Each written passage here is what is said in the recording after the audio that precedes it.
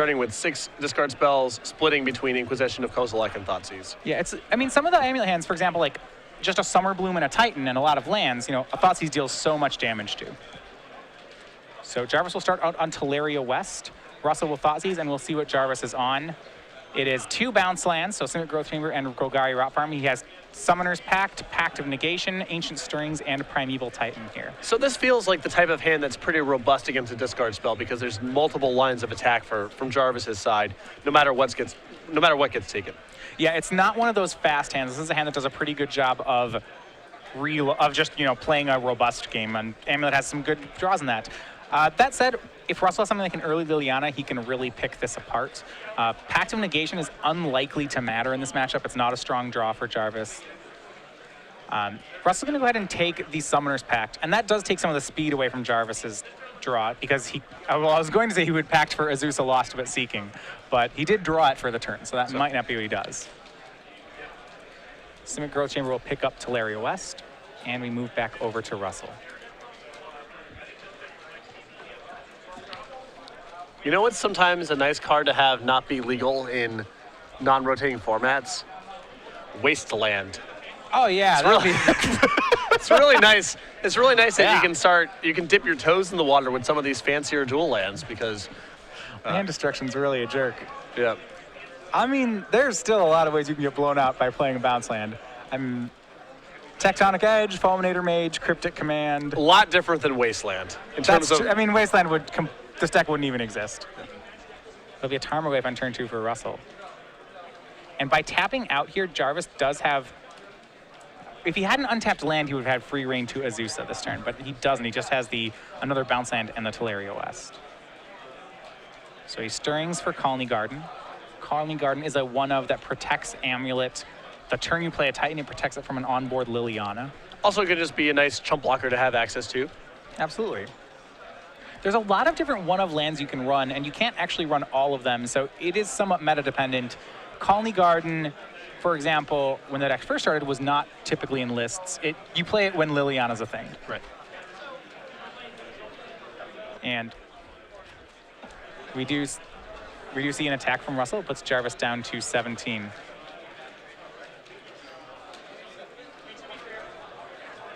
And we'll see where Russell goes from here.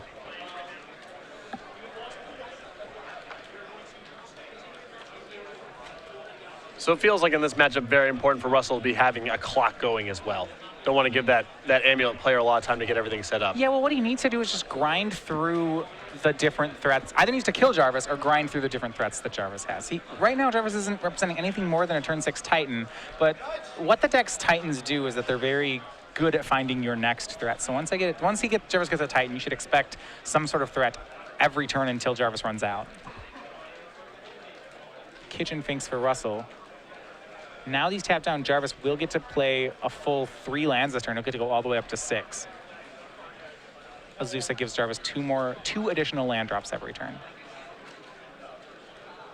So you can go Celestia Sanctuary, picking up Colony Garden, replay Colony Garden, get a second plant, and go ahead and probably play his bounce land again. I am positive that at one point I owned numerous copies of Azusa Lost but Seeking and sold them to dealers for, you know, a dime or a quarter. That card's or expensive now. I know. If I still had all my Azuzas, I probably wouldn't be in the booth. Just be on the beach somewhere. There's a lot of Commander All-Stars in this deck. It also plays Vesuva. That's a card that's not cheap either now. Swing from Russell puts Jarvis down to 11. And another Kitchen Finks. This is not the kind of draw that you want in this matchup. Yep. It's a lot of fair creatures, and Jarvis' deck is about to be pretty unfair here. 2 Summoner's Pacts in hand, a Primeval Titan, and a Pact of Negation. So he's going to get his first Primeval Titan here. And we'll see what he does with it. He should assume that Russell's going to kill the first one, but you may see him set up the Slayer's Stronghold anyway and going and getting it so that next turn when he pacts for a Titan, he can go ahead and give it haste. He doesn't have Amulet, so he'd have to get that card preemptively. And Jarvis, with all these gardens, really setting up a nice base of chump blocking. He has a lot of turns to work with here. So even if the first Titan doesn't stick, It's not the end of the world. Yeah, I think his play is Gruul Turf plus Slayer's Stronghold. He does have the white mana in Celestia Sanctuary. You don't want to get the Boros Garrison because that's the other land you play. That's part of your combo finishes. So by getting the Boros Garrison, you actually, like, if he were to draw Amulet, it would not be as good if he gets the Boros Garrison here. Sure. He's going to go for, yeah, Garrison, Slayer, Stronghold. That's unlikely to matter too much, though. Bouncing Colony Garden. So this does mean next turn he'll be able to Pact for Titan, play Titan, give it haste, and should have Blue Pact backup. He could double Pact that turn. The Titan triggers will give him enough mana to pay for all of that if he does it. Pretty impressive stuff. And it looked like Jarvis's hand, as you mentioned, was going to be on the slow side this game. But one copy of Azusa, and, you know, now we're here. Yeah, and it actually, interestingly enough, there was a turn 4 Azusa. It rammed him to a turn 5 Titan, to be fair, instead of turn 6. So it's not that fast. But what is it? It's a really robust Azusa, a robust Titan. Like, look at, he still has so much game in his hand. We'll see an end step Path on Primeval Titan. There is a 1-node Forest in the deck, so this will get something. And Jarvis still has the option of picking a fight over this. He could Path of Negation this Path, pay for his Titan, and go about his business. Yeah, I think he wants to just let it resolve right now. I think so too. It's pretty risky to fight over that for a number of reasons. He has a more efficient way to get it restarted next turn with the Summoner's Pack. And exactly. If he got hit with a Tectonic Edge here, it could mess up his ability to pay. He would lose, yeah. Yeah. He has a Titan play next turn. I think that's the big reason, is that this gives him a land. Lands are good. This is fine. And he's in no immediate risk of anything too bad happening because he has so many blockers available. Exactly. His Colony Garden has made him 4 plant tokens here. I do think if Russell has a removal spell for the next Titan, you will see Jarvis pick a fight over it, though. Yep. Gavany Township for Russell. He's going to swing the team. This represents, well, 12 damage if Jarvis doesn't block it all, so he's going to have to block some of it. See 2 plants stepping in the way. Yeah, Jarvis not going for the triple chump block here because if Russell wants to spend his entire turn using the Township, that's fine. And if Jarvis doesn't chump block with everything, he has access to those chump blockers down the line when maybe there's larger things in play.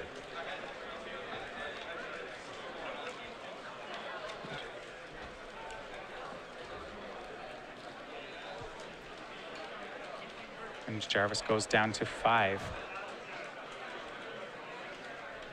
Back here, Slaughter Pact picked up for Jarvis.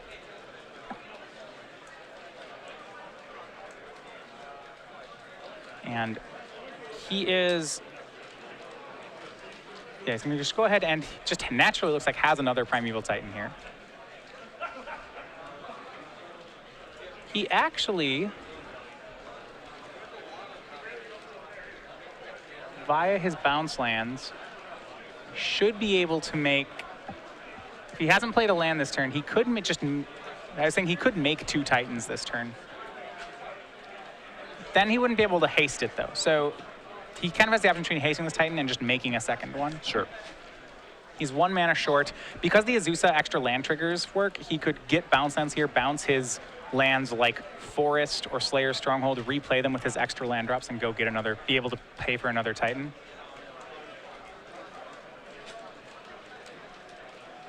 He's going to get Radiant Fountain and Simic Growth Chamber. It's a 1 of life gain land.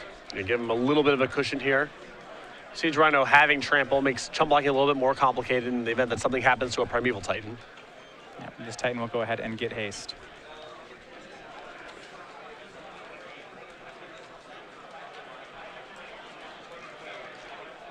And on this attack, yeah.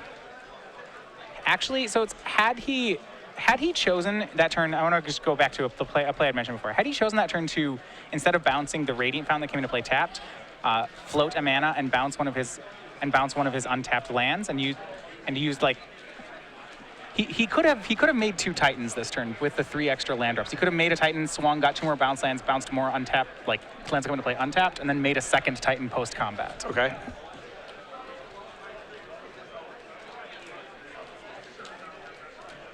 Though the mana's pretty picky about like how you have to sequence it, the combat step really does get in the way a lot of the time. Nonetheless, this Titan's going to do a lot of damage. We go back over to Russell, making a Siege Rhino.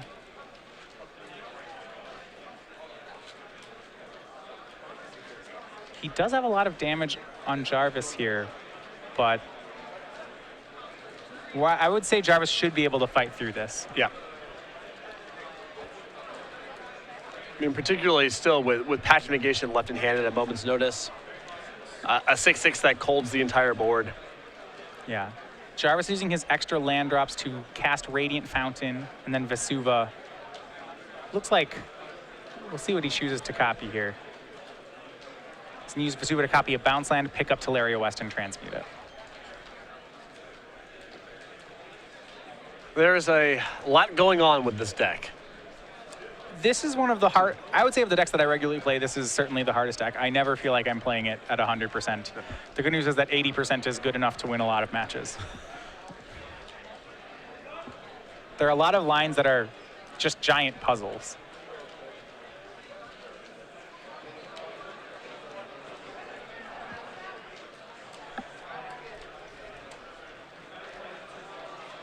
Right now, transmuting with Teleria West. What he still has left in his deck is he still has some number of green packets left. I believe he has 2 of them. Of his utility lands, he still has Sunhome left. All his other utility lands are already in play. So Sunhome is going to be pretty important here. And he's going to go ahead and get his second Pact of Negation. Yep. That's a show of strength for sure. And more than enough mana to pay for both the packs, so. Yeah, the Vesuva means he has exactly 4 blue sources.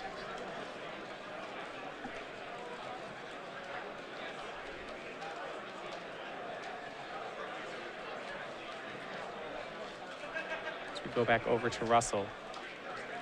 A well-placed kill spell would be inconvenient for Jarvis, but not terrible. He may find some issue that he didn't end up finding a Sunhome that turn. And because of that, Jarvis won't have a lethal attack. He's not going to force Russell into making bad blocks. Mm-hmm. But because he has enough plants, he may not need to do that. Like he still should be in a decent spot. And Russell can't even really offer up even an Alpha Strike at this point because the Titan easily goes in front of the Siege Rhino and then there's some other blocks. And trading your Siege Rhino to get some plants off the table is not very good here. And yeah, Russell just giving it up. Yeah, so game 1 goes over to Jarvis you. I think what's been interesting is that as the format has moved toward, when there are slower decks is, you know, you always hear about the Amulet decks, how they have these turn 1 and turn 2 kills, so they do these really broken things. All Jarvis did there was play a turn 5 Primeval Titan. Right, I mean, Russell's draw was just, you know, a discard spell into Goyf into Kitchen Finks. That's a lot of time for Jarvis to get set up. Right. I guess Jarvis made some plants along the way to a turn 5 Titan, but that's really it. It's a slower start, feels like, but still good enough. We'll go ahead and move over to the sideboard here. Move over to the sideboard. So sideboard's going to be interesting, and we'll get to that in a second. One thing, though, we do have coming up here, we have released our schedule for Season 3 at the end of last year. We said Season 1 and 2. But if you're looking for when the Star City Games Open Series comes near you, we now have the rest of the calendar up. And I mean, we're starting off in a very exciting way given the response we've gotten here in Baltimore and the Grand Prix in Richmond last year with a modern Grand Prix in Charlotte, June 12th through 14th. Then we have standard opens in Indianapolis, Baltimore, and Chicago for the first time in Open Series history. A standard open in Richmond, modern in DC, just a stone's throw away from here. I'm sure it'll be a very well-attended event. London for a standard Grand Prix in the middle of August, then a Legacy Open Series back in Charlotte towards the end of August. And as we wrap it up, with the Season 3 Invitational in New Jersey, a standard open series and standard and legacy as the invitational formats. The end of August, the 28th through 30th, me, you, Cedric Phillips in the booth. Yeah, pretty exciting schedule all the way set up. So trying to find an event near you when you're coming nearby. A lot of modern on the schedule, which I'm a huge fan of. Yeah, no, it's cool. You know, at first we sort of want to dip our toes in the water, see what the response is, both in terms of tournament attendance and viewership and so forth. But I haven't actually looked at the numbers yet, but based on the enthusiasm I'm seeing on social media, a lot of people tuning into this event, and of course, the best attended Open Series thus far in 2015. All right. So going to the sideboard here, I want to look at what Jarvis is going to end up doing with his deck, because this is a lot of his sideboard is devoted to this. So what he's going to board in is he has a copy of Sigarda, Host of Herons, a copy of Hornet Queen, a full 3 copies of Thragtusk, and then 3 copies of Leyline of Sanctity. So kind of the game you saw there where he's not going fast, where he's just sitting back and playing monsters. Jarvis is going to become more of that kind of deck in this matchup. So do you get away from Hive Mind altogether when you're going in this kind of spot, or do you have the creatures alongside most of your combo still intact? Usually the Hive Mind combo ends up not getting here in this situation. It's too easy for a Thoughtseize deck to try to pick that sort of thing apart. You know, they for example, if they Thoughtseize you, they take your Hive Mind. A card like Blue Pact isn't great here. I mean, Slaughter Pact is actively bad. So if you want the Hive Mind kill, you have to keep in a lot of excess baggage. And rather than resolving, 2 halves of a combo at 6, the combo of I cast Hornet Queen Go is actually pretty strong. Sure. On the other side of the table, Russell here with a Thrun, 2 copies of Aven Mind Sensor, 2 copies of Stony Silence, 3 Fulminator Mage, a Batterskull, 2 copies of Zealous Persecution, a Slaughter Pact, 2 copies of Feed the Clan, 1 copy of Sorin Solemn Visitor. The 2 copies of Aven Mind Sensor and the 3 Fulminator Mages stand out to me as the best card that Russell brings to the table. I think 1 copy of Slaughter Pact in lieu of maybe some other removal spell or some of the Kitchen Finks kind of slots, those are okay too. But the 5 cards that really stand out are the Aven Mind Sensors and the Fulminator Mages. No, and I think you're exactly right. That's what he's going to want in this matchup. Good 2-for-1s, things that slow Jarvis down. The Aven Mind Sensor can be pretty backbreaking. There isn't very much removal in Amulet. So once the Mind Sensor gets down, it just cripples the whole deck. And it's a slow clock. It's not going to be high impact all the time. It doesn't do very much if Hive Mind's the route the deck's going down, but still worth having. Yep. And I was going to say, what Russell has to know when keeping his hand here is that there's a chance that Jarvis just Leylines him on turn 0. Yeah. And we'll see how much damage it just did here. Leyline, very powerful against the discard cards, of course. Also, Liliana of the Veil, in spots where you have to play a Primeval Titan with no protection, is good there too. Yeah, Liliana is actually still serviceable with a Leyline in play. The plus ability still works. You can't do anything but plus it. Right. Gives you a much more of an opportunity to play a Primeval Titan with no protection. Now, the question is, are there copies of Maelstrom Pulse here in Russell's deck? Can he get Leyline off the table? Well, he does have some pretty inefficient threats here inside of Lingering Souls and Kitchen Finks. He has a fair amount of removal. I think there's room to bring it in, but I would not be positive. Oh. I don't know, but he doesn't have an actual way to remove the enchantment, I don't think. Sure. So this Leyline is here to stay. We see a turn 1 Noble Hierarch from Russell. And Ancient Stirrings from Jarvis. That's going to find a copy of Amulet of Vigor.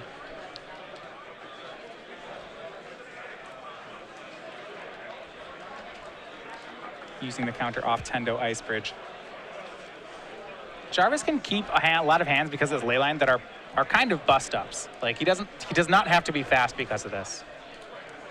His biggest worry would be that Russell were to ramp out turn 3, turn 4 Siege Rhino. That would probably be good enough to get Jarvis here, but you see Russell missing his second land drop. That is great news for Jarvis. And I think Jarvis's hand has Summer Bloom as well, so this could be a pretty crazy turn. So Simic Growth Chamber is going to come into play. It'll untap from Amulet. It's going to make a blue and a green.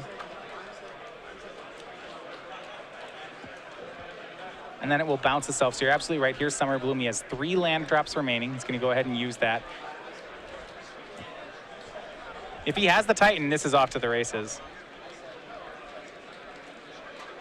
I don't believe he does. What he can do is he can go Simic Growth Chamber bounce, Simic Growth Chamber bounce, Tendo. Well, you need double white for Sigarda, so that actually won't cast Sigarda. Yeah, none of his 2-mana lands give him a route to white mana, and he needs several of them to be able to get Sigarda and play this turn. Yeah, I'm not positive if he can make the Sigarda at all. He can use this Serum Visions, so he's going to play Summer Bloom and untap it. Even if he doesn't have a combo, just playing Summer Bloom to throw a lot of lands onto the table is pretty defensible here. Right. Especially with, no real risk. You're not under any pressure, and you have a Leyline in play. You're drawing very live off the top of the deck as well. Yeah. Serum Visions, draws Serum Visions. He has another Leyline, and it looks like a Teleria West on top.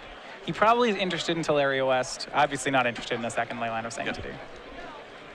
And as you mentioned, Jarvis can take a very slow pace with the game because He's not under any pressure right now. His hand's safe because of the ley line. So if he has to take a slower route this game, that's still fine.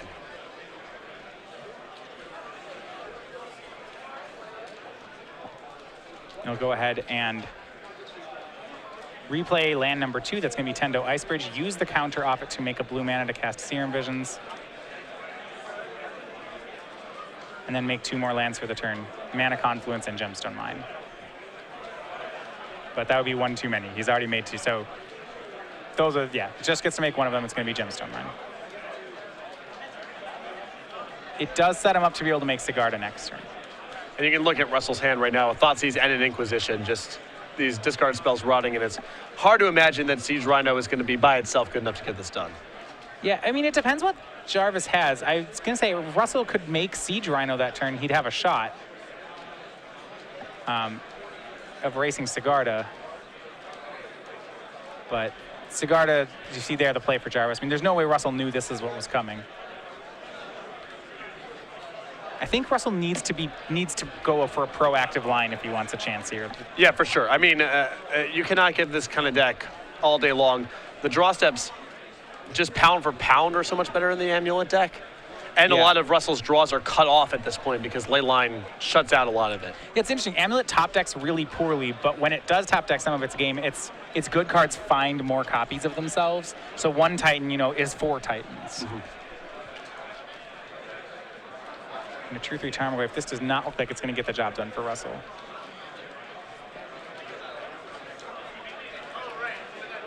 Russell with virtually no ways to answer a resolved Sigarda. And I believe Jarvis has Primeval Titan as well. You say virtually no ways. I'm seeing just no. He can try to overpower it, but it's in play. So Primeval Titan will be the play from Jarvis. Because the Slayer Stronghold's already in play, if he wants to haste it, he's going to have to go with Vesuva Boros Garrison. He'll go ahead and untap both. Gets to bounce the Vesuva, which is pretty decent. But before that, he can go ahead and give his Titan 2-0 in haste. Titan in no danger of dying in this combat. So is there a lethal line of play from this spot? No, not from this position. There's not a lethal line. The best thing he can do is he can use Primeval Titan to get 2-0 in haste. That's the most damage. Yeah, now he's going to get a second trigger as well. I mean, this is not a bad consolation prize. You know, you're not killing this turn, but your Sigarda is still uncontested. You have infinite resources to work with. Slaughter Pack's still in hand in case something crazy happens. Yeah, and he got to get Simic Growth Chamber plus Teleria West there on the second pair of Titan lands during the attack. So he's going to be able to set up, and if he's usually you keep in 1 blue pack, so he can probably transmute for that just as insurance. Though I'm not really sure what card he'd even be playing around. Next turn he can attack with Primeval Titan and Sigarda, go get his Sun Home and double strike the Sigarda, and there's no interaction that Russell should have for that line. Right. Like, I guess you could theoretically be worried about something like Damnation, which does not seem like it could possibly be in Russell's deck, but that is some reason to transmute for a blue back here. Some big sweeper. Yeah, so even if there's a Damnation, if Russell plays Damnation, actually, Jarvis, because he got that Teleria West, could transmute Teleria West for Green Titan, play Green Titan, give it haste, and swing, and that would kill him. Yep. So he is actually safe from that just because he got the Teleria West. The Teleria West engine is actually a really big part of this deck. I've actually found when interesting interactions. I remember I played against a Tron player who his strategy for against Amulet was to just resolve engineered explosives on 0, and that's actually pretty decent against the deck. Sure. So a double chump block here from Russell to me implies that he's trying to set up some term involving Murderous Cut. Yeah, and that'll be pretty good, but there's still this problem that Russell's at a really low life total and Sigarda's there. She's going to get double strike. So actually, Jarvis can just transmute for the Sun Home and just play it, and then double strike Sigarda, and that's 10 in the air.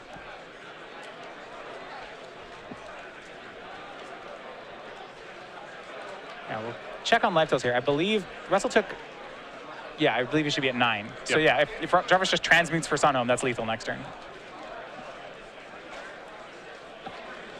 Doesn't always have to go get a pact.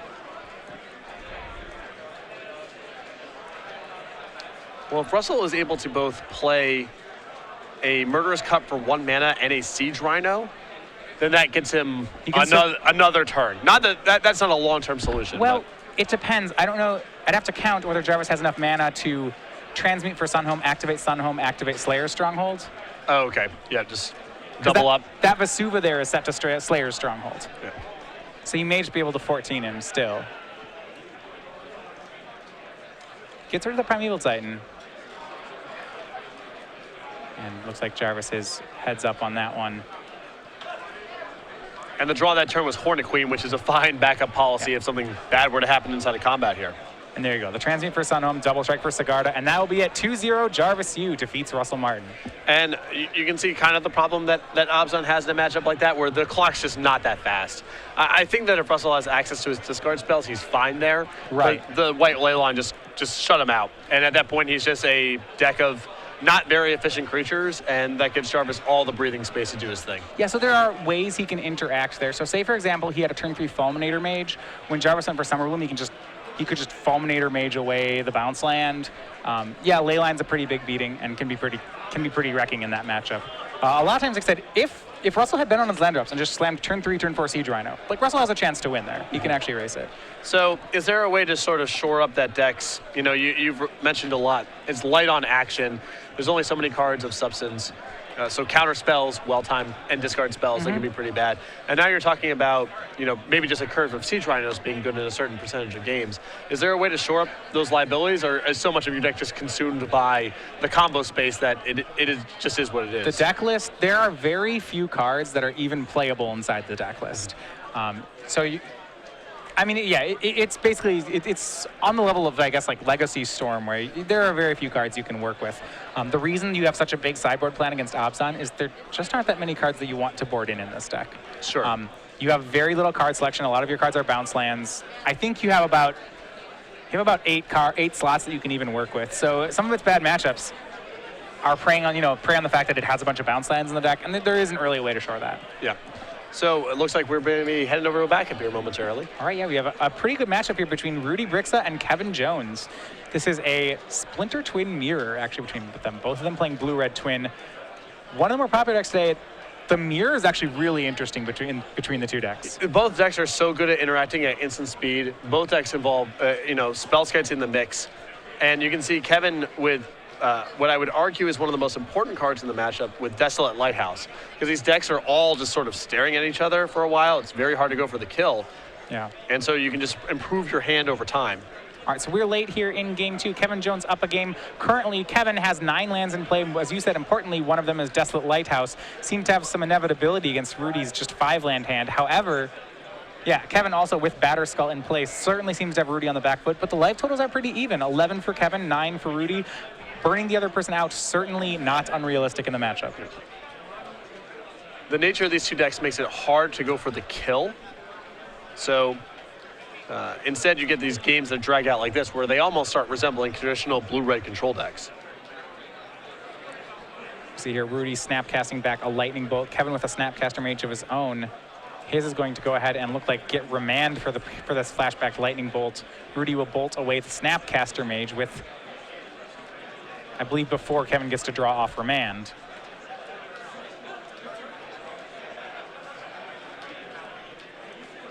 And we'll see. Kevin's last card is Cryptic Command here. Both players at 1 card in hand. Rudy needing to kill every creature of Kevin's.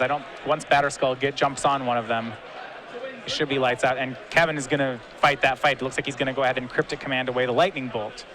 So we have a draw off Cryptic Command, Lightning Bolt's countered. Now we have a draw off Remand, the flashback Lightning Bolt is countered.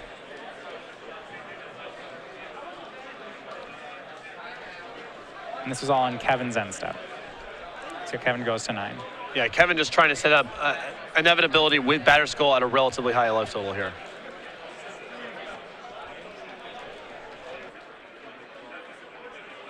Okay, actually the Cryptic Command bounced Snapcaster and drew a card. So it's 1 better than countering Lightning Bolt and drawing a card, right, which is why it's back in his hand. Just exhausting all of Rudy's resources. I mean, Rudy's still working with Snapcaster and Cryptic Command, so his hand's about as good as it can be for this kind of situation, but he's still in some big trouble.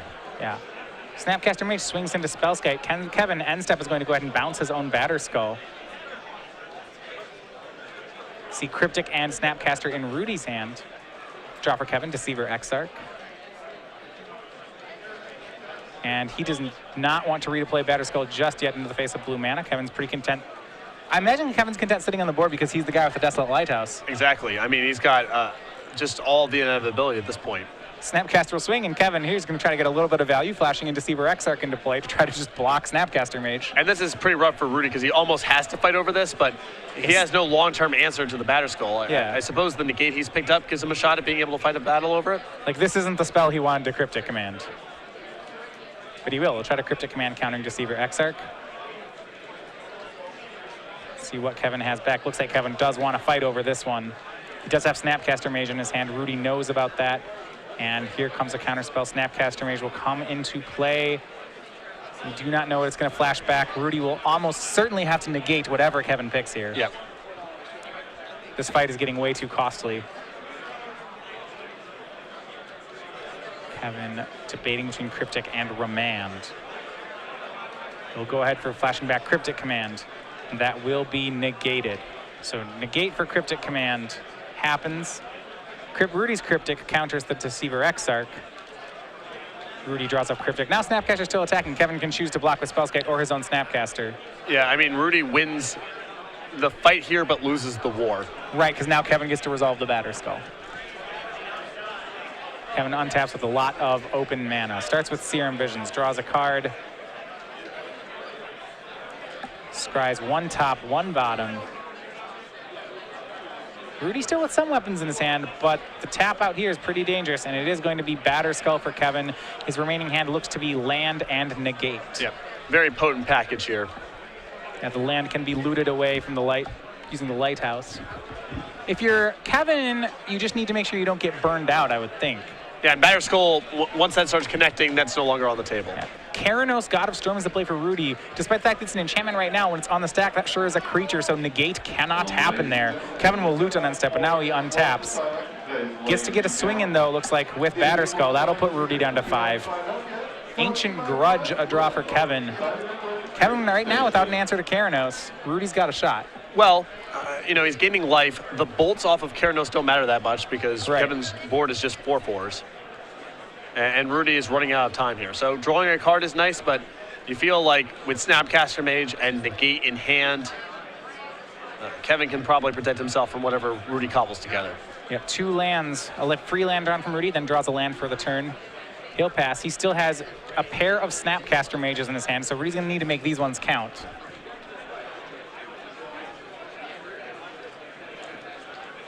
Attacking with Batterskull, Rudy has to flash in Snapcaster Mage. Goes to his graveyard. We see Bolt, Negate, Cryptic Command, Spell Snare. Tons of options. Harvest Pyre even. Looks like he's going to go for Harvest Pyre. He's going to delve, well, not going to exile away enough to kill it. 4 of them. And will it take down the Germ Token? We'll see. Kevin will start up by peeking at Rudy's hand. I am just very amused by Peak being in these decks and not Gitaxian Probe. I understand you would want to operate as much as instant speed, but it is charming. Land, Mountain and Snapcaster are Rudy's cards. The Peak resolves. Now Kevin gets to fight over Harvest Pyre and choose how. He drew, looks like a Vendilion Click.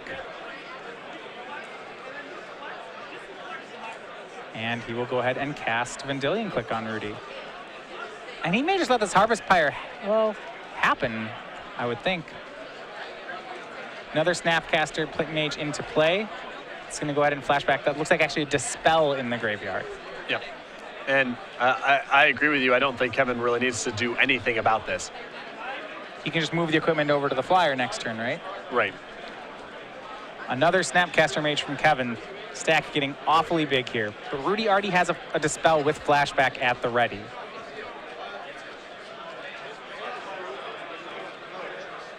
So it looks like the Snapcaster just snapped back Peak, and now the stack gets to resolve. Looks like the Harvest Pyre did not take. Snapcaster Mage did jump in front of the Germ Token. Kevin went up to 17. land for Rudy. He'll go ahead and pass the turn. Down at 5, Kevin just exhausting Rudy's resources here. Right, and now the Deceiver Exarch is the last card in hand, so if there's some way for Kevin to win the battle here, he can just move the Battered Skull onto a flyer, and he has Spellskite at the ready, so he has protection against Deceiver Exarch. Yep, Deceiver Exarch, there you go. Moves equipment, Rudy tries to Deceiver Exarch, Kevin moves over to the Spellskite, and 2-0, Kevin Jones, a blue-red twin, defeats Rudy and moves up to 4-1. Right, I think Kevin did a very good job navigating those